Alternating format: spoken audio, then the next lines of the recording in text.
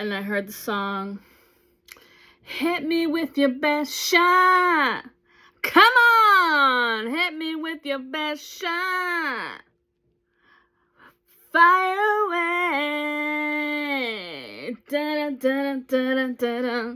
So that means they're gonna send me someone who they believe can take me down a peg. Wow. And I pulled the card as I was listening to that song, or actually the song came through, and I was like, what are you teaching me, Spirit?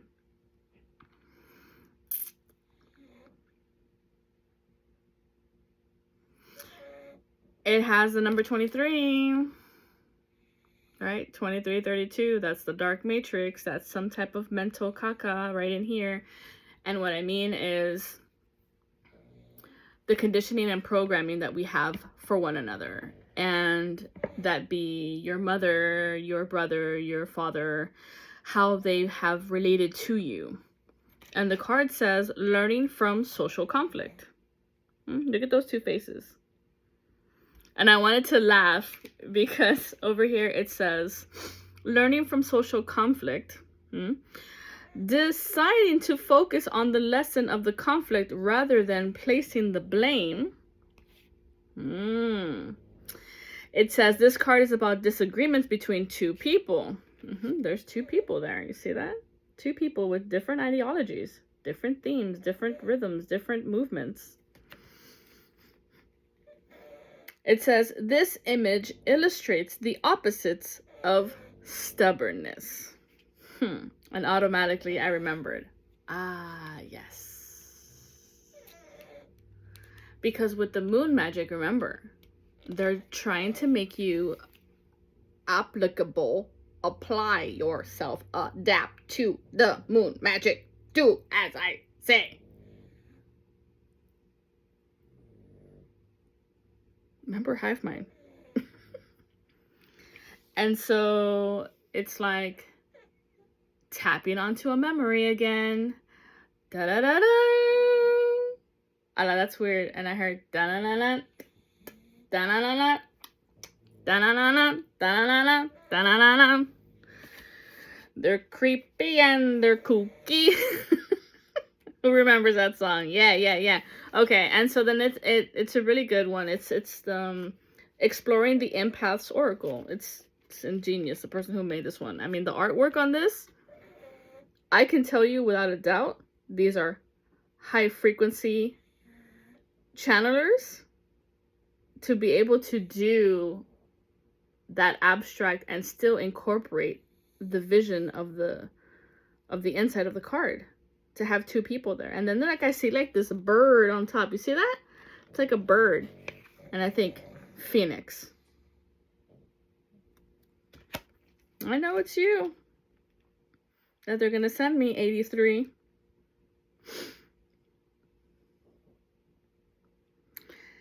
And here's the thing. Suggestions for action. Yelling, screaming, and dramatic outbursts do not sit well with highly empathic people because the emotions attached to the reactive displays overtake us. And we're kind of just shocked at the fact of, I can't believe you just threw a 2-year-old tantrum, banging on the couches, screaming and yelling and throwing shit. And we're standing there looking at you like, are you okay? Do you need a nap or some food? Because that's how we talk to 2-year-olds. What do we say? Oh, he's probably tired. He probably needs a nap, or he's hungry. Because he's a child. He's learning still to communicate. But if you see an adult doing that, it makes you wonder their cognitive processes. What happened to you as a child? What? And think about it like this. You're a mother now. What did it take for a child to do so much dramatics, right? Yeah, I'm gonna take it there. Drama and gymnastics all at once, dramatics all at once, in order to get the attention of the parent. I know I get like that. When my dog goes all bananas trying to get my attention, barks at me, brings me every single one of her toys and blah, blah, blah. Imagine when you were a kid that you had to go to such extremes in order for your mom to listen to you. Think about it. It says, the yelling, screaming, and dramatic outbursts do not sit well with highly empathic people because the emotions attached to the reactive displays overtake us. This is especially the case when someone takes issue with us personally, something to heart. It feels natural to absorb the criticism and take it on board and make it our own. However, we must consider the source and remain somewhat stoic in the face of social conflict. Kind of like standing out of body experience and looking at the situation as a whole instead of falling into that victim mentality, victimhood of fuck you and fuck this and whoo, pump the horses there, horsey. Hold it back, hold those emotions back. Practice discipline. However, we must consider the source and remain somewhat stoic in the face of social conflict, like a tightrope walk. We should not totally bow our heads in shame during interpersonal conflict, nor should we respond with the same amount of reactive intensity. We must remain centered and true to ourselves of what is the truth. Now, as an adult, what does it mean for you now than what you were when you were a 2-year-old? Socially, it's important to remain self-assured, I'm okay, we're okay, while still being open to other opinions, feelings, and perspectives. Disallow the pendulum to swing to arrogance or smugness. These are shallow defense mechanisms that make it appear that you are not validating someone else. These projective defenses do little to improve a person's social abilities. So it's not because you're a narcissist, it's because nobody taught you how to socially express your feelings in a proper demeanor. And I wanted to say demanding. But you can't demand people who, when you want true, authentic love, it's a communication of understanding one another of, you know what, I'm sorry, I just lost my cool. I guess I'm still triggered about my mom. That happened to me because the memory popped up and I was remembering of when I was driving the BMW and what she said to me. And you know, I was just kind of like, ugh. And it's okay. It's okay because every time those feelings will occur and they will come up for a new level of healing with new eyes and new ears to hear, because this is your evolution of your growing, of your healing and breaking off the paradigms of what people wanted you to be so that you are no longer, so you're no longer hiding who you are, and be open and be free to the truth of you. Okay? At the end of the day, honesty is the best policy in social situations, and it's okay to be honest by humbly asking for clarity. I do not understand what you're saying. What do you mean? Because I'm feeling triggered and I'm feeling like it's my mom talking to me and I can't see anything but red and I want to throw down and call you a million giant things that I know that you're not, because I know I'm not talking to my mom right now. And that's okay.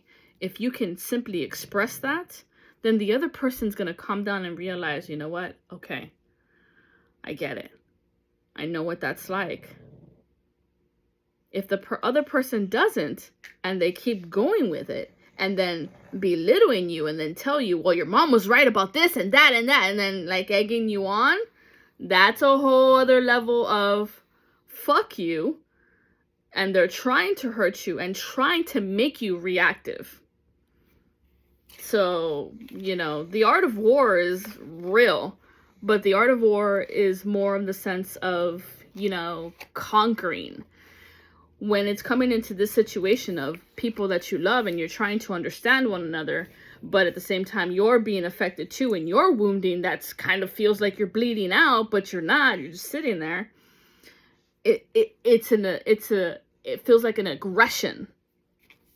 It's okay. You got to talk it through. If this is the person that you truly love and you want to be with her or him, whatever, collective, then understand that you sometimes will be put in a spot where you feel like you're that little 2-year-old little girl, boy, whatever, talking to the parent that made you feel like your opinions or values didn't matter. Okay? Chin up. Let us read. Let us keep reading.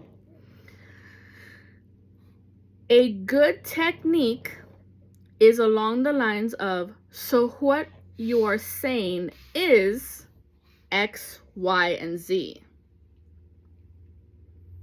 So really listen to what they're saying before you see red and right? You got to push those feelings down. Whoa, hold them back.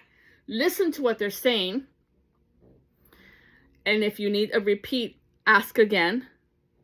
So what you're saying is, because you're gaining clarity, as this helps reaffirm to the listener that you are listening to them, that we are picking up what they are putting down. Not just repeating what they're saying, really taking in the words that they're saying, so you're not overreacting with your emotions of the past, of what your parents said to you, being triggered. You're calming your emotions down, halting the stop, breathe, always breathe, and repeat what they said so that you remember what they said, and you obviously remembered because she said it, she yelled it, and you're like, okay, this is what you're saying, right? If you are involved in any given conflict, please try to take some space so that you can be responsive rather than reactive. Okay? The process of being responsive requires the empathy, the empath, to take a little bit of space, a little step back and understand the dynamics of any given interaction. This is how you heal your relationship with one another, by truly listening to the person that she is saying or what the person is saying. Now, I know that we have a lot of wounds, family, because of our past and the things that have happened to us, of our own learning and growing, and the clarity that was never given because they didn't even know it themselves. Mental illness is real. So always go get checked. Go see a doctor, a psychiatrist, a psychologist, anybody who can help you with your diagnosis. Or maybe you just need someone to truly talk to who can really listen and give you honest feedback. Sometimes the feedback will come off radical because it's something that feels very left field. And sometimes we have to approach the left field curveball in order to go into the right direction of where you need to move on forward. The left turn has always been there in order to reflect on, okay, let's go. Get it? This is tuning on, tapping into your empathic abilities.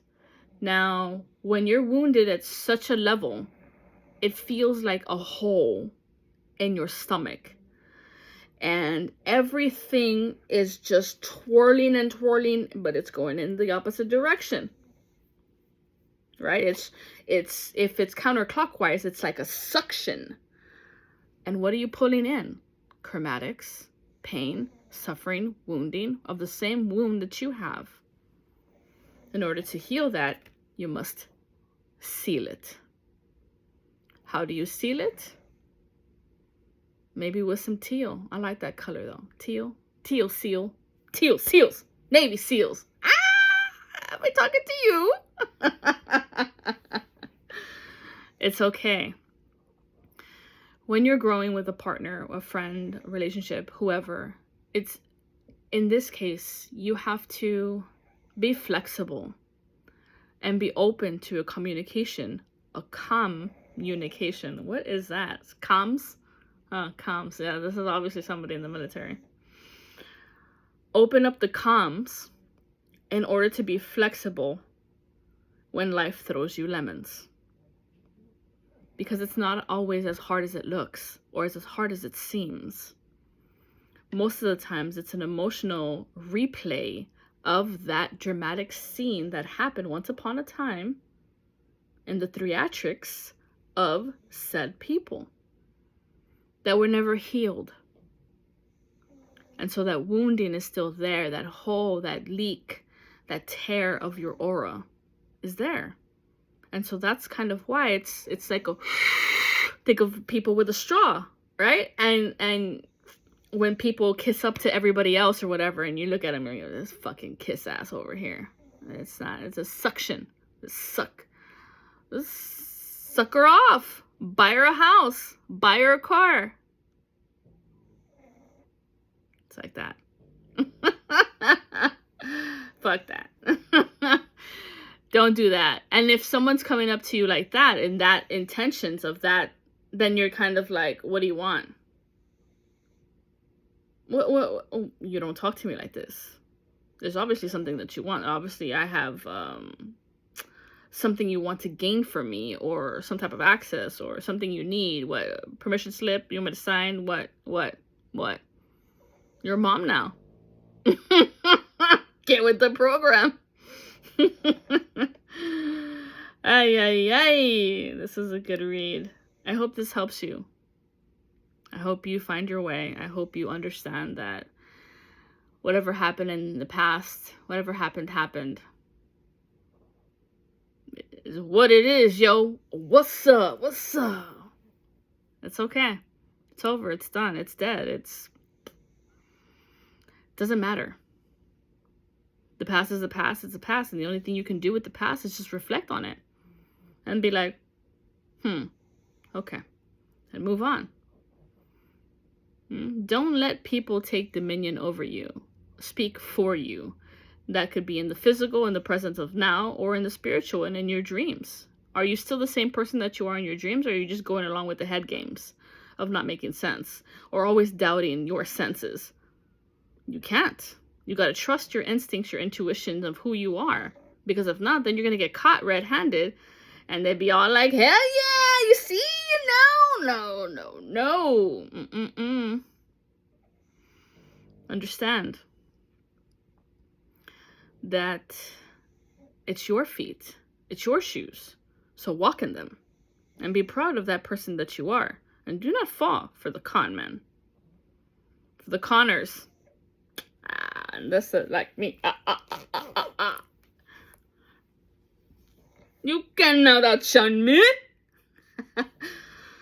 Remember, we all find our people on the path to understanding, and we leave you at a time for growth. So where are you now? And I heard 2 songs, but it doesn't even go with it. So where are you now? Do you really want to live forever? There's a control manipulation energy around you, so be aware. And ever.